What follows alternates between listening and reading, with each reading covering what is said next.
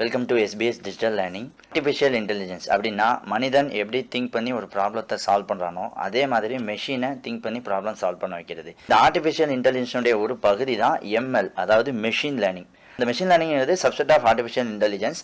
ஒரு மெஷினை திங்க் பண்ண வச்சு ப்ராப்ளத்தை சால்வ் பண்ண வைக்கிறது. எக்ஸிஸ்டிங் டேட்டா மூலமாகவும் பல அல்காரிதத்தை யூஸ் பண்ணியும் மெஷினை ப்ராப்ளத்தை சால்வ் பண்ண வைக்கிறது. ஸோ இந்த மெஷின் லேர்னிங்கில் பல அல்காரிதம் இருக்குது. Linear regression, logistic regression, decision tree, support vector machine, அப்படி நம்பர் ஆஃப் அல்காரிதம் இருக்குது. இன்னைக்கு இந்த வீடியோவில் லீனியர் ரெக்ரெஷன், அதில் ரெண்டு டைப்பாக பிரிக்கிறாங்க, single linear regression, multiple linear regression. So அதில் சிங்கிள் லீனியர் ரெக்ரெஷன் அல்காரிதம்னா என்னன்னு பார்க்கலாம். ஸ்கூல் டைம்ஸில் நாம் படித்த ஒரு ஈக்குவேஷன்ஸ், மேக்ஸில் படித்த ஒரு ஈக்குவேஷன்ஸ் எப்படி ஆர்டிஃபிஷியல் இன்டெலிஜென்ஸ் ஒரு பகுதியான மெஷின் லேர்னிங்கில் அப்ளை ஆகுது அப்படின்னு இன்னைக்கு பார்க்கலாம். Simple linear regression. So first of all இது வந்து நம்ம ஸ்கூலில் படித்த அந்த ஒரு ஈக்குவேஷன் தான். y is equal to mx plus c. So இது வந்து ஈக்குவேஷன் ஆஃப் ஸ்ட்ரைட் லைன், ஒரு நேர்கோட்டு சமன்பாடு. ஸோ இந்த ஈக்குவேஷனில் உள்ள ஒவ்வொரு எலமெண்ட்டையும் ஃபஸ்ட்டு பார்த்துடலாம். First of all y equal to mx plus c. இதில் y அப்படிங்கிறது டிபெண்ட் வேரியபிள், m அப்படிங்கிறது ஸ்லோப், எக்ஸ்னா இண்டிபெண்ட் வேரியபிள், cனா இன்டர்செப்ட். லீனியர் ரெக்ரெஷன் அப்படின்னா ஒரு டிபெண்ட் வேரியபிளுக்கும் ஒரு இண்டிபெண்ட் வேரியபிளுக்கும் உள்ள தொடர்பை சொல்கிறது. அதாவது ஒரு எக்ஸுக்கும் ஒய்க்குள்ள தொடர்பை சொல்கிறது. இதை உதாரணம் வச்சு சொல்லணும்னா, ஒரு ஸ்டூடெண்ட்டுடைய மார்க்கு எதை சார்ந்திருக்கலாம், அவங்க ஒரு நாளைக்கு எவ்வளோ ஹவர்ஸ் படிக்கிறாங்க. ஃபார் எக்ஸாம்பிள் 2 ஹவர்ஸ் படித்தாங்கன்னா 50 மார்க்ஸ், 3 ஹவர்ஸ் படித்தாங்கன்னா 60 மார்க், 4 ஹவர் படித்தாங்கன்னா 70 மார்க். இதில் நம்பர் ஆஃப் ஹவர்ஸ் அப்படிங்கிறது எக்ஸ், எதையும் சார்ந்திருக்காது, அவர் படிக்கிற ஹவர்ஸ். மார்க் அப்படிங்கிறது அவர் எவ்வளோ மணி நேரம் படிக்கிறாரோ அதை பொறுத்து அவருடைய மார்க்கு அட்ஜஸ்ட் ஆகும். ஸோ வந்து இது ஒய். இப்படி ரெண்டு வேரியபிளுக்கு இடையில உள்ள தொடர்பை எக்ஸ்பிளைன் பண்ணுறது தான் linear regression machine learning algorithm. நிறைய உதாரணங்கள் சொல்லலாம். ஃபார் எக்ஸாம்பிள் ஒரு ஹவுஸ் ப்ரைஸ் ப்ரெடிக்ஷன் வைங்களேன்.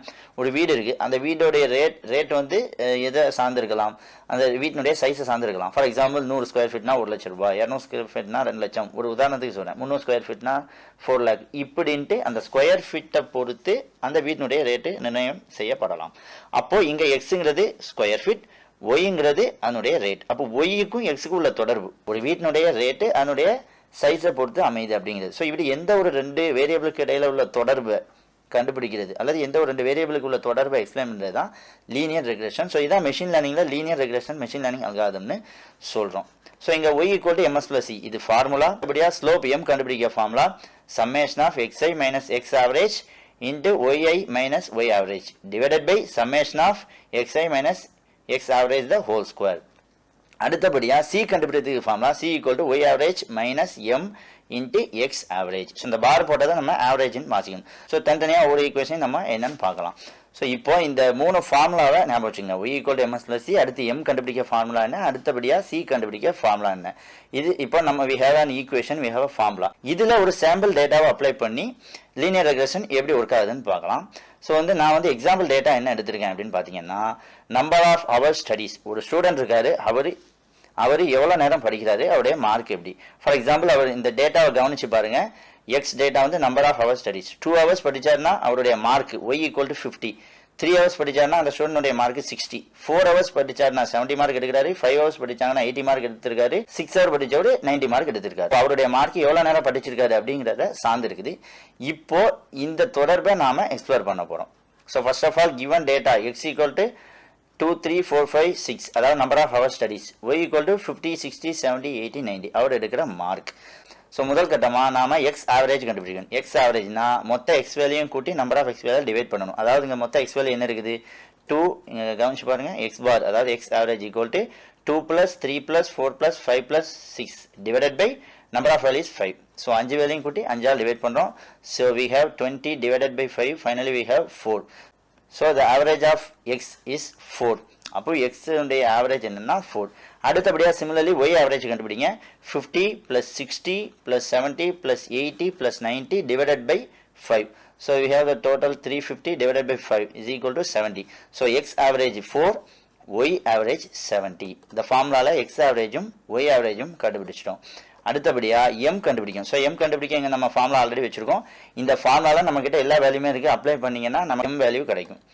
So m equal to summation of, so ஒவ்வொரு வேல்யூயும் ஆட் பண்ணுறோம். இதில் இருக்க ஒவ்வொரு x value 2 minus x average அதாவது 4 into y 50 minus y average 70 plus 3 minus 4 into 60 minus 70 plus 4 minus 4 into 70 minus 70 plus 5 minus 4 into 80 minus 70 plus 6 minus 4 into 90 minus 70. இது இந்த upper portion, இந்த m formula உடைய upper portion. So இதை நீங்க value apply பண்ணி calculate பண்ணீங்கன்னா 100 அப்படின்னு கிடைக்குது. So formula உடைய lower portion அதிலே apply பண்ணோம்னா 2 minus 4 the whole square. 2ங்கிறது x ல உள்ள ஒரு value, number of hours, 2 hour, 3 hour. 4ங்கிறது x உடைய average. So 2 minus 4 the whole square plus 3 minus 4 the whole square plus 4 minus 4 the whole square plus 5 minus 4 the whole square and plus 6 minus 4 the whole square. So இதை once calculate பண்ணி பார்த்தீங்கன்னா finally we have the value 10. So வந்து இந்த m formula உடைய upper portionல we have the value 100 and the lower portionல 10. So m equal to 100 divided by 10. Finally the value of m equal to 10. இதை ஸ்லோப்புன்னு சொல்றோம். அதாவது இதுக்கு meaning பொருள் என்னன்னா, ஒவ்வொரு ஒரு மணி நேரம் படிக்கும் நேரம் கூட்டும் போது மதிப்பெண்ணில் ஏற்படும் மாற்றம். அதாவது அந்த டேட்டா நீங்க கவனிச்சு பாருங்க.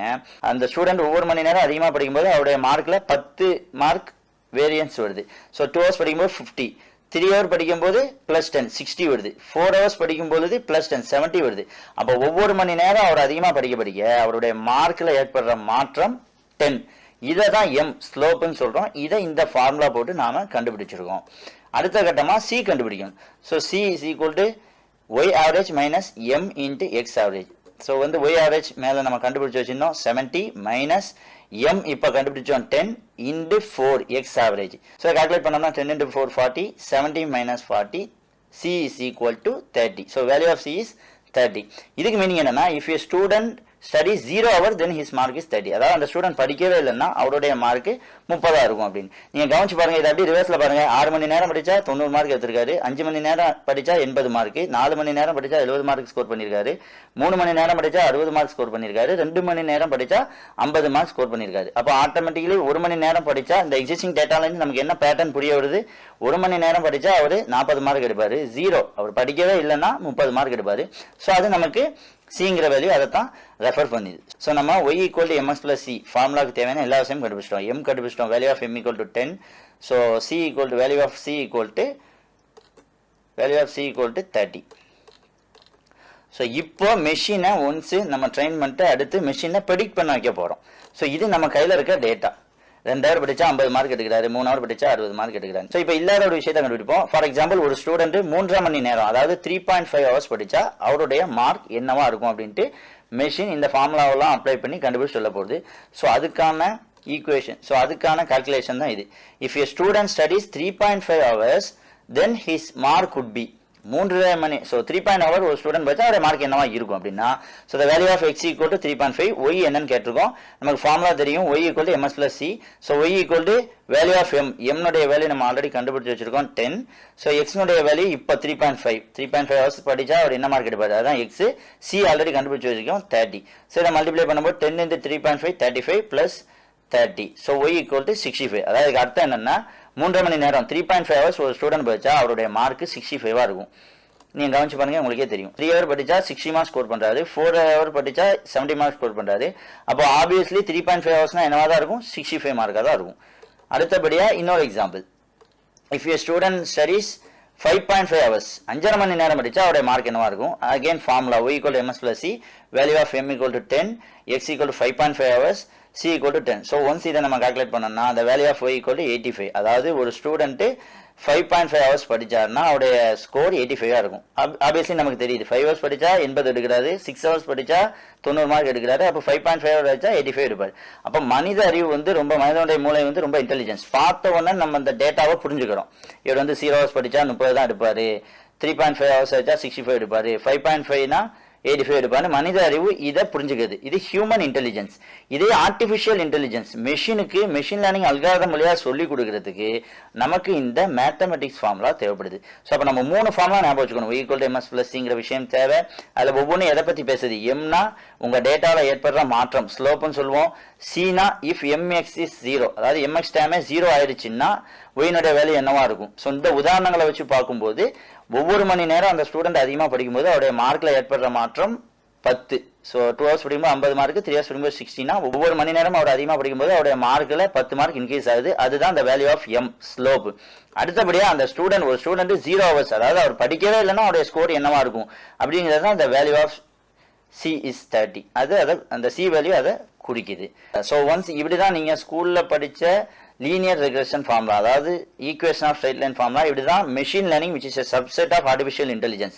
இங்கே நீங்கள் படித்த ஃபார்முலா இப்படி தான் அப்ளை ஆகுதுங்கிறது தகவல். ஸோ அடுத்தடுத்த கிளாஸில் அடுத்தடுத்த அல்காரிதமில் என்னென்ன மேத்தமெட்டிக்கல் ஈக்குவேஷன் யூஸ் ஆகுது அப்படிங்கிற மேத்தமெட்டிக்கல் பெர்ஸ்பெக்டிவில் பார்க்கலாம். தேங்க்யூ.